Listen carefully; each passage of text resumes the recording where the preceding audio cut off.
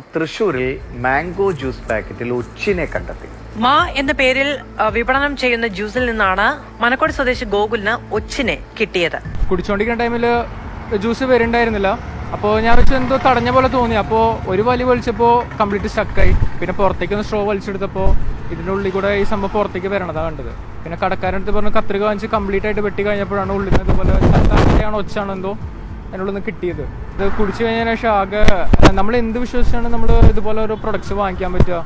Food safety ആണെങ്കിലും ഇത് check ചെയ്യണമല്ലോ, ഒന്നും ചെയ്യണില്ല.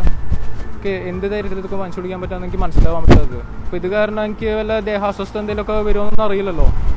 കടക്കാരൻ പറയുന്നത് തങ്ങൾക്ക് ഇത് യാതൊരു വിധത്തിലുള്ള പങ്കുമില്ല. അതായത് ഇത് പാക്കറ്റ് ഫുഡ് അല്ലെങ്കിൽ പാക്കറ്റ് ഡ്രിങ്ക് ആണ്. അതുകൊണ്ട് തന്നെ ഇത് തുറന്നു വെക്കുകയോ ഒന്നും തന്നെ തങ്ങൾ ചെയ്തിട്ടില്ല. ഇത് വന്ന ഒരു സമയത്ത് ഈ കമ്പനിയിൽ നിന്ന് വന്ന സമയത്ത് തന്നെ ഉണ്ടായതാകാം. അയ്യന്തോൾ ഭാഗത്ത് വെച്ചുള്ള ഒരു കടയിൽ നിന്നാണ് ഇത് വാങ്ങിയതിന് ശേഷം നേരത്തെ സൂചിപ്പിച്ച പോലെ കുടിക്കാനായി സ്ട്രോ ഉപയോഗിച്ച് വലിച്ചു കുടിക്കാനായി ശ്രമിച്ച സമയത്താണ് ഇത്തരത്തിൽ ജ്യൂസ് പുറത്തേക്ക് വരുന്നില്ല. അങ്ങനെയാണ് പൊളിച്ചു നോക്കിയത്. അതാണ് ഇപ്പോൾ ഈ കുപ്പിയായിരുന്നെങ്കിൽ ഒരുപക്ഷെ കാണാമായിരുന്നു. ഇതിപ്പോൾ പാക്കറ്റാണ്. അതുകൊണ്ട് തന്നെ ഉള്ളിൽ എന്താണെന്ന് കൃത്യമായി അറിയാറില്ല.